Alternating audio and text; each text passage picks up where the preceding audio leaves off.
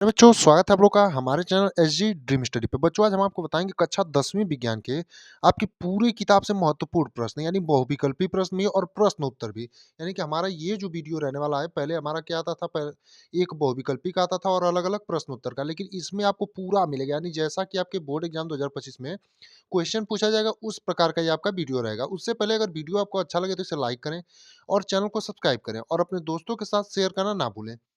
अब आइए आपको वीडियो पूरा एकदम देखना है, एकदम स्किप नहीं करना है। अगर जो भी बच्चे एकदम फ्री में इतनी अच्छी तैयारी कोई नहीं कराएगा आपको, तो आप लोग एकदम बढ़िया से तैयारी करिए और वीडियो को पूरा वॉच करिए, क्योंकि इसमें आपको बोर्ड एग्जाम से जुड़ा सभी क्वेश्चन रहेगा, एक भी फालतू का प्रश्न नहीं रहेगा। तो सबसे पहले शुरुआत करेंगे आपका बहुविकल्पी प्रश्नों से, उसके बाद में देखेंगे आपका प्रश्न उत्तर। तो पहला प्रश्न है आपका Fe2O3 प्लस का 2Al। तो इसको जब अभिक्रिया आगे होती है तो आपका Al2O3 देखते हैं, यहाँ से जो है Al2 और यहाँ से आपका क्या हो जाता है O3, यहाँ से विस्थापित होकर यहाँ पर आ जाता है और यहाँ पर क्या बचता है आपका 2Fe बचता है। तो ऊपर दी गई अभिक्रिया किस प्रकार की है, तो आप देखेंगे ऊपर दी गई जो अभिक्रिया है इसमें आप देखेंगे Fe2O3 में से आपका O3 जो है विस्थापित होकर कहाँ आ जाता है, तो Al में आ जाता है, यानी कि एल्युमिनियम में। तो आपका जो अभिक्रिया होगी किस प्रकार की हो जाएगी, तो आप साफ-साफ देख पाएँगे कि विस्थापन अभिक्रिया हो जाएगी। यानी कि विस्थापन अभिक्रिया हो जाएगी, यानी कि आपका जो सही उत्तर होगा विस्थापन होगा, संयोजन नहीं होगा, क्योंकि संयोजन में जो होता है जुड़ते हैं। द्विविस्थापन में आपके 2 परमाणु अलग-अलग, यानी इनमें से कुछ इसमें जाता है और इसमें से कुछ इसमें जाता है। और वियोजन भी नहीं होगा, क्योंकि वियोजन में जो होता है टूटते हैं, लेकिन यहाँ पर विस्थापित होकर के इसी में आकर के जुड़ रही है। अगला यानी दूसरे नंबर का प्रश्न है, शुद्ध जल का पीएच मान है, यानी जो शुद्ध जल है उसका पीएच मान कितना होता है? आपका 0 होगा, दूसरा ऑप्शन है 1 होगा, तीसरा है 7, चौथा है 14। तो आपका शुद्ध जल का जो पीएच मान है वो कितना होता है, तो आपका 7 होता है, यानी कि ऑप्शन नंबर जो सी है आपका एकदम सही होगा। प्यारे बच्चों अगले प्रश्न पर जाने से पहले आपसे कहेंगे कि आप लोग एकदम पूरा वीडियो को वॉच करिए, क्योंकि इतनी अच्छी क्लास आप जो पूरा देख लेंगे तो आप खुद कहेंगे कि बहुत अच्छी क्लास है। क्योंकि इसमें जो भी क्वेश्चन है आपको 29 से 30 बहुविकल्पी प्रश्न और आपके लघु उत्तरीय प्रश्न मिलेंगे, यानी बढ़िया-बढ़िया प्रश्न, सभी प्रकार के आपको प्रश्न मिलेंगे। तो अगला प्रश्न है, निम्न में से कौन-सा अम्लीय लवण है? यानी इनमें से आपका कौन-सा जो है अम्लीय लवण है? पहला ऑप्शन है NaCl, दूसरा है Na2SO4, तीसरा है NaHSO4, चौथा है केसियन। तो आपका निम्न में से कौन-सा अम्लीय लवण है? तो आपका केसियन होगा, यानी कि आपका पोटेशियम साइन, यानी कि आपका केसियन होगा। अगला यानी कि प्रश्न है चौथे नंबर का कि लेड नाइट्रेट का रासायनिक सूत्र है, यानी जो लेड नाइट्रेट आपका होता है उसका रासायनिक सूत्र क्या होता है? PbNO3 होता है, या दूसरा ऑप्शन दिया है PbNO3 का ट्वाइस, तीसरा ऑप्शन दिया है PbNO2 का ट्वाइस, चौथा ऑप्शन है PbO। तो आपका लेड नाइट्रो जो होता है उसका सूत्र क्या होता है, ये क्वेश्चन भी आपका बहुत ही ज्यादा इंपॉर्टेंट है और इसमें जितने भी क्वेश्चन आपके प्रीवियस ईयर में लगातार रिपीटेड रहे हैं। तो लेड नाइट्रेट का जो आपका रासायनिक सूत्र होता है क्या होता है, तो PbNO3 का ट्वाइस, यानी कि आपका दूसरा जो ऑप्शन है एकदम सही होगा, यानी PbNO3 का जो ट्वाइस होता है वही आपका लेड नाइट्रेट का सूत्र होता है। अगला यानी पांचवें नंबर का प्रश्न है, अम्लीय विलयन का पीएच मान है, यानी जो अम्लीय आपका विलयन होता है उसका पीएच मान कितना होता है? आपका 0 होगा, दूसरा ऑप्शन दिया है 7 होगा, तीसरा है 7 से कम, चौथा है 7 से अधिक। तो जो आपका अम्लीय विलयन है उसका पीएच मान होगा, तो आपका अम्लीय विलयन जो होता है उसका पीएच मान कितना होता है, तो 7 से कम, यानी कि ऑप्शन नंबर सी जो है एकदम सही होगा, यानी अम्लीय विलयन जो होता है उसका पीएच मान कितना होता है, तो 7 से कम। अगला यानी छठे नंबर का प्रश्न है, धावन सोडे का रासायनिक नाम है, यानी जो आपका धावन सोडा होता है उसका रासायनिक नाम क्या होता है? तो हमने आपको धावन सोडे और जो आपका सोडियम बाइकार्बोनेट जो होता है, सोडियम बाइकार्बोनेट हो गया आपका धावन सोडा, और एक आपका खाने वाला सोडा होता है। तो धावन सोडे का जो रासायनिक सूत्र है वो क्या होता है, सोडियम कार्बोनेट होता है। और हमने आपको ये पहले ही एक वीडियो धावन सोडे से संबंधित एक अलग से वीडियो बना करके बताया है, तो उसे अगर आप लोगों ने नहीं देखा हो तो उसे भी जा करके जरूर देखें। और आप लोगों में से आपके जो भी दोस्त या फिर भाई-बहन अगर कक्षा 12वीं की तैयारी कर रहे हैं, तो उनको सजेस्ट करिए हमारे चैनल एसजी एजुकेशन ज़ोन को सब्सक्राइब करें, क्योंकि हम उस पे भी ऐसी ही वीडियो रोज़ बनाते रहते हैं और कक्षा 12वीं के लिए। अगला प्रश्न है, आर्सेनिक है, यानी जो आर्सेनिक है वो क्या है? धातु है आपका, अधातु है, उपधातु है, या फिर मिश्र धातु है? तो आपका आर्सेनिक जो है वो क्या है आपका, तो उपधातु है, यानी कि ऑप्शन नंबर सी जो आपका दिया है एकदम सही होगा। यानी आर्सेनिक जो आपका होता है क्या होता है, तो उपधातु होता है। अगला यानी आठवें नंबर का प्रश्न है, निम्न में से कौन सा धातु अम्ल में से हाइड्रोजन विस्थापित नहीं करता है? यानी जो निम्न में से आपका कौन सी इसमें से जो धातु है चारों में से, जो अम्ल में से हाइड्रोजन को विस्थापित नहीं करती है? आपका आयरन हो गया, दूसरा ऑप्शन दिया है Cu यानी कॉपर, तीसरा आपका Zn यानी जिंक, चौथा आपका Mg यानी कि मैग्नीशियम। तो इनमें से आपका कौन सा धातु है जो अम्ल में से हाइड्रोजन को विस्थापित नहीं करता है? तो आपका Cu हो जाएगा, यानी कि कॉपर हो जाएगा। अगला है निम्न में से कीटोन समूह, यानी इन तीनों में से आपका कीटोन समूह कौन-सा है? पहला आपका दिया है सी से आपका सिंगल बॉन्ड से 2 एच जुड़े हैं और डबल बॉन्ड से ओ यानी कि ऑक्सीजन जुड़ा है। दूसरा आपका दिया है कि सी से CH3, सी से डबल बॉन्ड में O और सिंगल बॉन्ड में H जुड़ा है, यानी कि C2H4 आपका O हो जाएगा ये। और तीसरा दिया आपका CH3, C फिर सिंगल बॉन्ड CH3 फिर डबल बॉन्ड O, तो यही जो है आपका कीटोन समूह होगा, यानी कि C3H6 और O होता है, यही आपका कीटोन समूह होगा, यानी कि ऑप्शन नंबर सी जो है आपका एकदम सही होगा। अब अगले जो बहुविकल्पी प्रश्न है वो आपके बायोलॉजी से संबंधित होगी, इससे पहले आपके केमिस्ट्री से संबंधित है। अगला है स्वपोषी पोषण के लिए आवश्यक है, यानी जो स्वपोषी पोषण होता है उसके लिए क्या क्या आवश्यक है? CO2 तथा H2O, क्लोरोफिल, सूर्य का प्रकाश या फिर ये सभी? तो स्वपोषी जो पोषण होता है उसके लिए आपका क्या आवश्यक होता है? तो ये सभी होते हैं, यानी कि ऑप्शन नंबर डी जो है आपका एकदम सही होगा, यानी कि ये तीनों जो होते हैं आपके स्वपोषी पोषण के लिए आवश्यक होते हैं। अगला है मनुष्य में वृक्क जो संबंधित है, यानी जो मनुष्य में वृक्क होता है वो किससे संबंधित है? आपका पोषण से, उत्सर्जन से, परिवहन से या फिर श्वसन से? तो आप सबको पता होना चाहिए क्योंकि ये बहुत ही इजी प्रश्न है और आपको शुरू से ही पढ़ाया जाता है कि मनुष्य में जो वृक्क होता है वो किससे संबंधित है? तो उत्सर्जन से, यानी कि ऑप्शन नंबर बी जो है आपका एकदम सही होगा। अगला प्रश्न है पादप में जाइलम उत्तरदायी है, यानी पादप में जो जाइलम होता है वो किसके लिए उत्तरदायी है? आपका जल का वहन, दूसरा है भोजन का वहन, तीसरा है ऑक्सीजन का वहन। तो जो पादप में आपका जाइलम होता है किसके लिए उत्तरदायी होता है? तो जल का वहन के लिए। अगर बात करें फ्लोएम की, पूछे कि पादप में जो फ्लोएम होता है किसके लिए उत्तरदायी होता है? तो भोजन के वहन के लिए। अगला क्वेश्चन है यानी 13वें नंबर का, पित्तरस का स्राव होता है, यानी जो पित्तरस आपका होता है उसका स्राव कहाँ होता है? पित्ताशय में, अग्न्याशय में, यकृत में, अमाशय में? तो आप लोग ज्यादातर लोग क्या यहाँ पर गलती करते हैं, पित्तरस देखते हैं तो आप डायरेक्ट चिन्ह मार देते हैं पित्ताशय में। तो ये गलती आपको एकदम नहीं करनी है आपके बोर्ड एग्जाम 2025 में। पित्तरस का जो स्राव होता है यकृत में होता है, ये नहीं कि पित्तरस दिया तो सीधा पित्ताशय पे ट्रिक मारिए। अगला यानी 14वें नंबर का प्रश्न है, निम्न में से कौन सा पादप हार्मोन है, यानी इनमें से आपका जो है कौन सा एक पादप हार्मोन है? पहला ऑप्शन दिया है इंसुलिन, दूसरा है एस्ट्रोजन, तीसरा थायरॉक्सिन, चौथा है साइटोकाइनिन। तो इनमें से आपका कौन सा एक जो है पादप हार्मोन है? तो आपका जो साइटोकाइनिन है वो आपका पादप हार्मोन है, यानी कि ऑप्शन नंबर डी जो है एकदम सही होगा। अगला है मनुष्य हृदय में कक्षाओं की संख्या है, यानी जो मनुष्य का हृदय होता है उसमें कक्षाओं की संख्या कितनी होती है? 4, दूसरा ऑप्शन है 3, तीसरा में 1 और चौथे में 2। तो मनुष्य हृदय में जो कक्षाओं की संख्या आपकी होती है कितनी होती है? 4 होती है, यानी कि ऑप्शन नंबर ए आपका एकदम सही होगा। अगला है डीएनए के दोनों तंतुओं को आपस में जोड़ते हैं, यानी जो डीएनए के तंतु आपस में जुड़े होते हैं उन दोनों तंतुओं को जो है आपस में क्या जोड़ते हैं? कौन से बंध? पहला है हाइड्रोजन बंध, दूसरा पेप्टाइन बंध, तीसरा है आयनिक बंध। तो डीएनए के दोनों तंतुओं को जो आपस में जोड़ते हैं आपका कौन सा बंध जोड़ते हैं? तो हाइड्रोजन बंध, यानी कि ऑप्शन नंबर ए जो आपका दिया है एकदम सही होगा, यानी कि हाइड्रोजन बंध से जो है डीएनए के दोनों तंतु आपस में जुड़े रहते हैं। अगला यानी 17वां प्रश्न और बहुत ही ज़्यादा इंपॉर्टेंट प्रश्न, और ये भी लगभग बार-बार पूछा जाता है कि मेंडल ने अपने प्रयोग किस पौधे पर किया? यानी जो मेंडल था, उसने अपने प्रयोग किस पौधे पर किया? सरसों, दूसरा है बैंगन, तीसरा है टमाटर, चौथा है मटर। तो मेंडल ने अपना प्रयोग किस पौधे पर किया था? तो ये आप सबको पता होना चाहिए कि मटर पर किया था। तो आपका जो सही उत्तर होगा मटर होगा, यानी कि ऑप्शन नंबर डी जो है एकदम सही होगा। अगला क्वेश्चन है निम्न में से शुद्ध गोल बीज प्रकट करता है, यानी इनमें से आपका जो है शुद्ध गोल बीज कौन सा प्रकट करता है? 2 स्मॉल टी, दूसरा दिया है स्मॉल टी कैपिटल टी, तीसरा दिया है कैपिटल टी स्मॉल टी, चौथा दिया है 2 कैपिटल आर। तो जो इनमें से आपका शुद्ध गोल बीज प्रकट करता है आपका 2 कैपिटल आर करता है, यानी कि ऑप्शन नंबर डी आपका एकदम सही होगा। अगला 19वां प्रश्न है किसी गोली दर्पण की फोकस दूरी 15 सेंटीमीटर है, वक्रता त्रिज्या होगी 20 सेंटीमीटर, 25 सेंटीमीटर, 30 सेंटीमीटर या 15 सेंटीमीटर।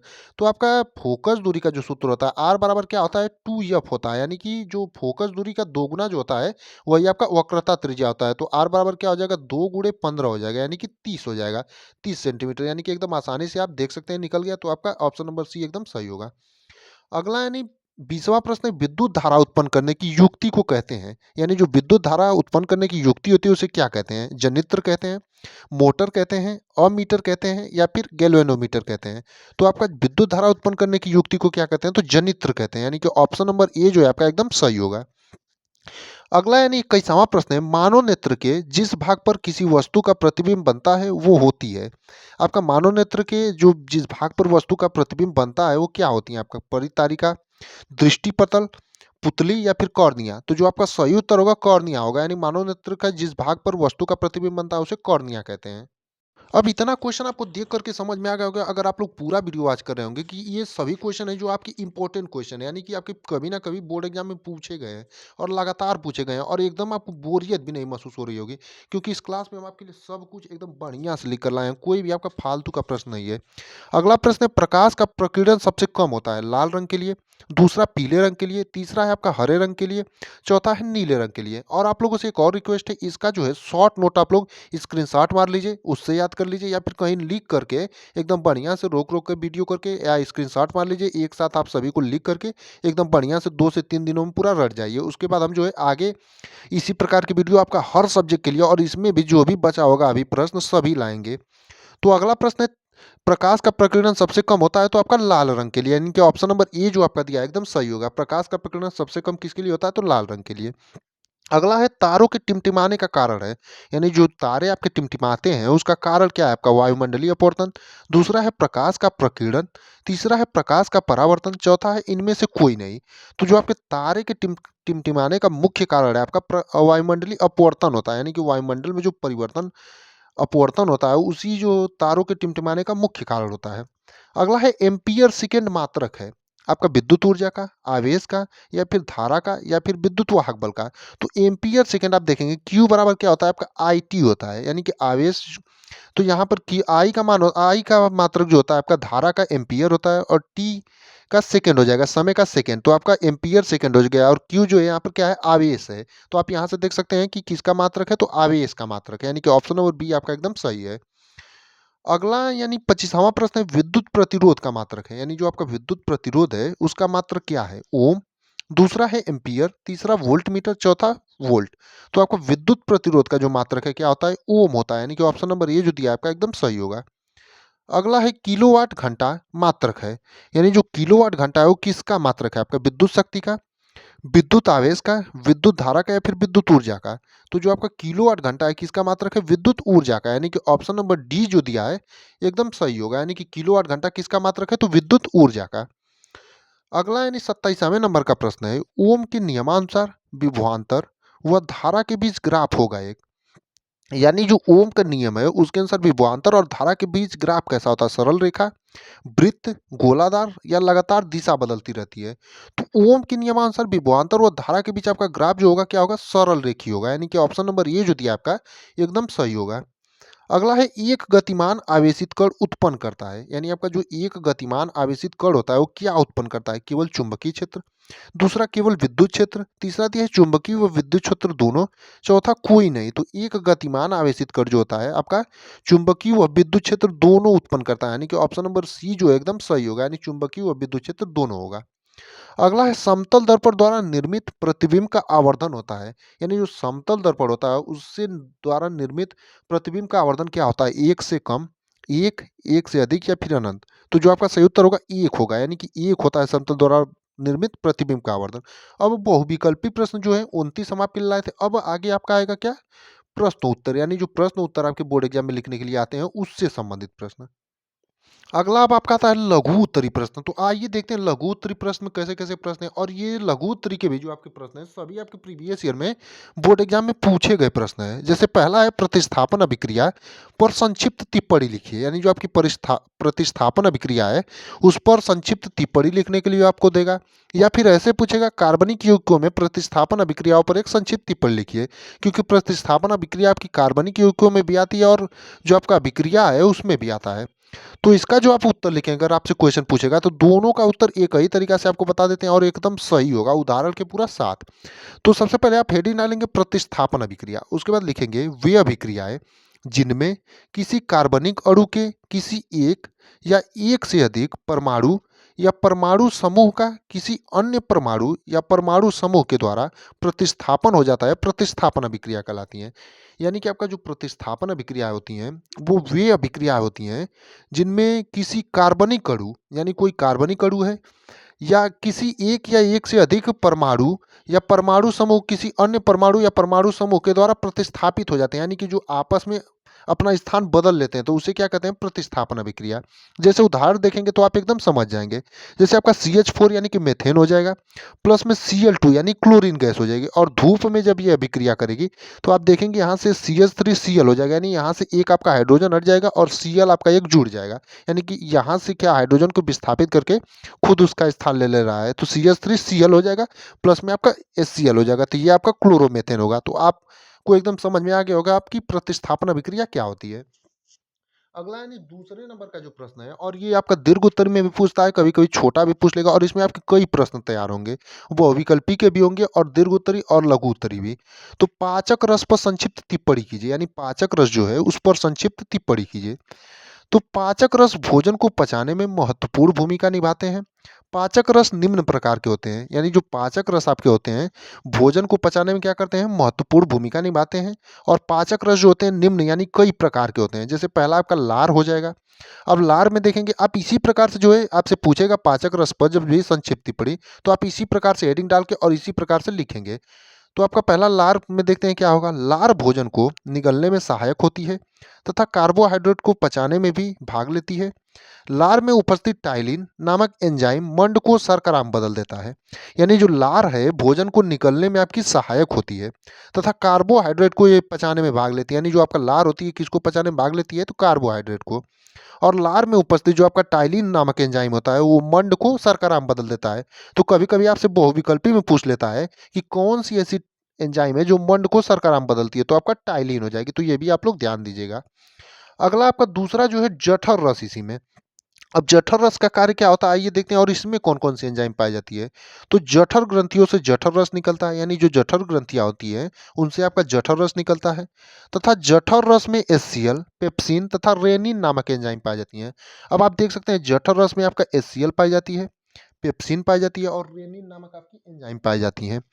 HCl भोजन के माध्यम को अम्लीय करता है तथा भोजन के कठोर कणों को गला देता है। यानी जो HCl होता है वो भोजन के माध्यम को क्या करता है? आपका अम्लीय करता है तथा भोजन के जो कठोर कण होते हैं उनको क्या करता है? गला देता है।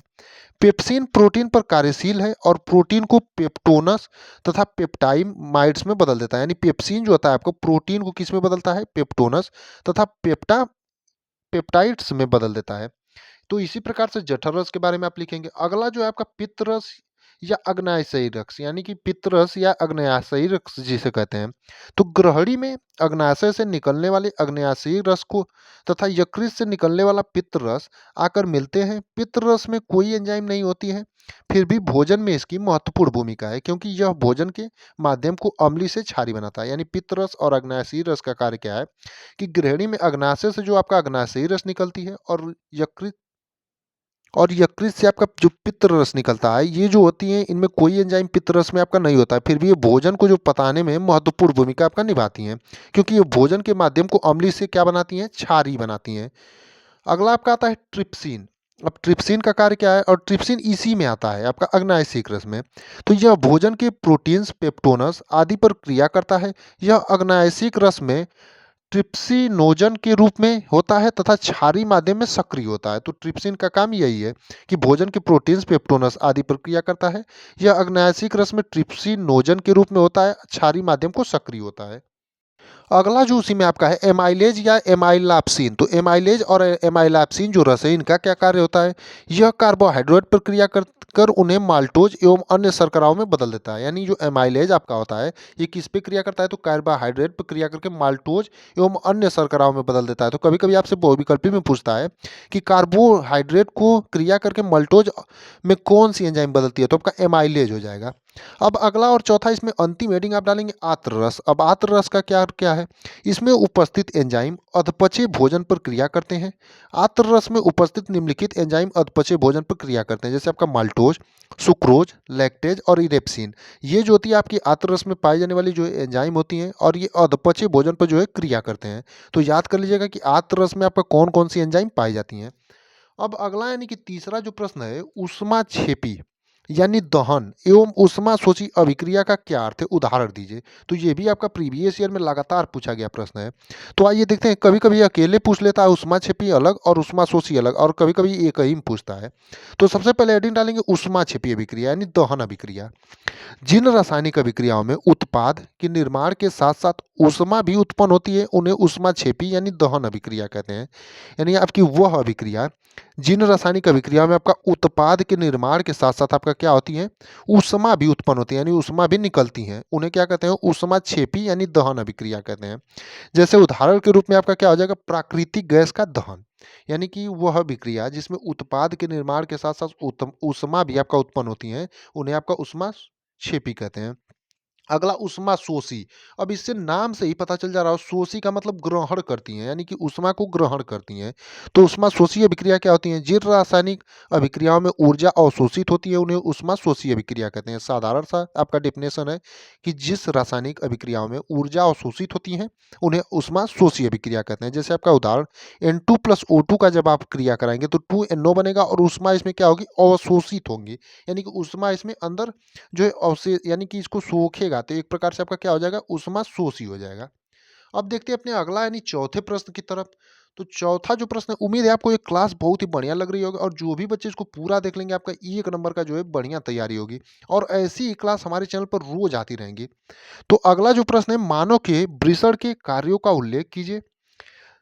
तो मानव के वृषण के कार्य क्या क्या होते हैं, आइए आपको बताते हैं, और आपके बोर्ड एग्जाम 2025 में पूछेगा तो आप लिखेंगे कैसे। नर में प्राथमिक जनन अंग अंडाकार आकृति का वृषण होती है। नर में एक जोड़ी वृषण उदर गुहा के बाहर छोटे अंडानुमा मांसल संरचना में रहते हैं। यानी कि नर में जो प्राथमिक जननांग आपका होता है, अंडाकार आकृति का वृषण होती है। नर में एक जोड़ी जो है वृषण उदर गुहा के बाहर छोटे अंडानुमा मांसल संरचना में रहते हैं, जिसे वृषण कोष कहते हैं। यानी कि जो संरचना वो रहती है जिसमें आपके वृषण रहते हैं, उसे क्या कहते हैं, वृषण कोष कहते हैं। वृषण में शुक्राणु तथा टेस्टोस्टेरोन हार्मोन की उत्पत्ति होती है। अगर आपसे पूछे कि वृषण में कौन सा हार्मोन होता है, तो आपका टेस्टोस्टेरोन हार्मोन होता है और इसकी उत्पत्ति होती है। वृषण कोष शुक्राणु बनने के लिए उचित ताप प्रदान करता है, यानी आपका जो वृषण कोष होता है वो शुक्राणु बनने के लिए क्या करता है, उचित ताप एकदम प्रदान करता है। तो अगर आपके बोर्ड एग्जाम में पूछे कि मानव के वृषण के कार्यों का उल्लेख कीजिए, तो यही आप इतना आंसर लिख देंगे तो आपका पूरा नंबर मिल जाएगा, ये हमारी गारंटी है। अगला है यानी कि पांचवा प्रश्न, एक 15 सेंटीमीटर फोकस दूरी वाले अवतल दर्पण से कितनी दूर पर एक वस्तु रखी जाए कि उसका 5 गुना बड़ा वास्तविक प्रतिबिंब बने। तो आइए देखते हैं इसको आप कैसे हल करेंगे, क्योंकि आपका न्यूमेरिकल भी आपके बोर्ड एग्जाम में पूछा जाता है और फिजिक्स से इसी प्रकार के न्यूमेरिकल आपके कक्षा 10वीं में पूछे जाते हैं। तो इसको हल करते समय आप सबसे पहले क्या लिखेंगे, दिया है, यानी आपको दिया क्या क्या है, तो आपको फोकस दूरी आपने देखा होगा कि 15 सेंटीमीटर दिया था, लेकिन अवतल दर्पण के लिए दिया है तो आपका फोकस दूरी कितना लिखेंगे, -15 सेंटीमीटर। यानी अवतल दर्पण में क्या होता है, माइनस में होती है फोकस दूरी। तो यफ बराबर आपका हो जाएगा 15 सेंटीमीटर, लेकिन आगे माइनस लगा देंगे क्योंकि आपका कौन सा दर्पण है, अवतल दर्पण है। और आवर्धन आपका यम बराबर कितना दिया था, तो 5 दिया था। तो आपका आवर्धन का सूत्र देखेंगे तो होता क्या है, यम बराबर भी बटे यू होता है, लेकिन माइनस आगे लगेगा, यम बराबर माइनस भी बटे यू होगा। तो आवर्धन का मान आपका दिया है -5 बराबर माइनस भी बटे यू आपका हो जाएगा। तो यहाँ माइनस से आपका माइनस क्या होगा, कट जाएगा, तो आपका बचेगा क्या, भी बराबर 5u। तो अब आपको भी का मान मिल गया और यफ दिया है, तो आप फार्मूला सूत्र लगा लेंगे, 1/यफ बराबर 1/भी प्लस का 1/यू, जो आपका दर्पण का सूत्र होता है। तो आप यहाँ से देख सकते हैं यफ दिया था, आवर्धन आपका दिया था, और आवर्धन के सूत्र का उपयोग करके यम बराबर -भी/यू का प्रयोग करके हमने भी बराबर 5u निकाल लिया। और ये फार्मूला जो आपका दर्पण का सूत्र होता है, 1/में यफ बराबर 1/भी प्लस का 1/यू। अब इसी में जो है आपका मान सबको रख देंगे। तो यफ का मान दिया था -15, तो 1/-15 हो जाएगा, बराबर भी का मान क्या था 5u, तो 1/5u हो जाएगा, प्लस का यू का मान नहीं पता है तो 1/यू हो जाएगा। अब इसको हल करेंगे, 1/-15 ये उसी तरह रहेगा, बराबर आपका इन दोनों का एलसीएम लेंगे 5u और u का, तो आपका होगा 5u। उसके बाद u से u कट जाएगा, यहाँ बचेगा आपका 5। गलती से हमने उल्टा इधर उधर लिख दिया, तो यहाँ आपका 5 बचेगा, और यहाँ u से u आपका कट गया, तो यहाँ बचेगा आपका, माफ करिए, यहाँ 5u से 5u कट गया तो 1 बचेगा, और यहाँ u से u कट गया तो यहाँ 5 बचेगा, तो टोटल आपका हो जाएगा 6। तो -1/15 बराबर 6/5u आपका हो जाएगा। अब इसका क्रॉस मल्टीप्लिकेशन जब करेंगे तो -5u का 5u का -1 में करेंगे तो -5u, और 15 का 6 में करेंगे तो 90 हो जाएगा। तो माइनस यू बराबर आपका क्या हो जाएगा 90 बटे में 5 यानी कि यू बराबर आपका क्या हो जाएगा -18। तो भी बराबर आपका दिया था 5 यू तो भी बराबर आपका क्या हो जाएगा 5 गुणे का -18 यानी कि -90 सेंटीमीटर। यानी कि वस्तु दर्पण के सामने 18 सेंटीमीटर पर रखा जाए तो इस स्थिति में प्रतिबिंब दर्पण के सामने 90 सेंटीमीटर की दूरी पर बनेगा।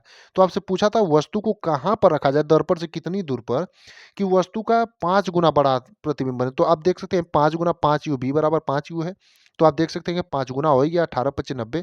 तो यही इतने प्रश्न हम आपके लिए लाए थे। उम्मीद करते हैं आपको क्लास एकदम बढ़िया लगी होगी और आपके लिए रोज ऐसी ही क्लास इसी चैनल पर आती रहेंगी। तो आप लोग चैनल को सब्सक्राइब करिए और पूरा वीडियो को वॉच करिए और अपने दोस्तों के साथ शेयर करना ना भूलिए।